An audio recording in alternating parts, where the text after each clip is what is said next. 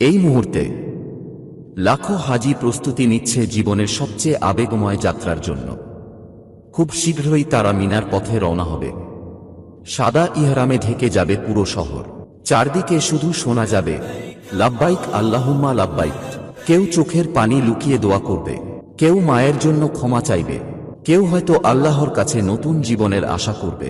তারপর লাখো মানুষ পৌঁছে যাবে আরাফাতের ময়দানে।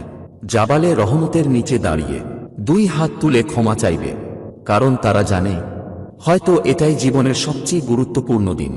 রাসূলুল্লাহ সাল্লাল্লাহু আলাইহি সাল্লাম বলেছেন, হজ্জ হলো আরাফা। সূর্য ডুবে গেলে হাজিরা রওনা হবে মুজদালিফার পথে। খোলা আকাশের নিচে রাত কাটাবে, মাটির উপর ঘুমাবে, আর কঙ্কর কুড়াবে শয়তানকে পাথর মারার জন্য।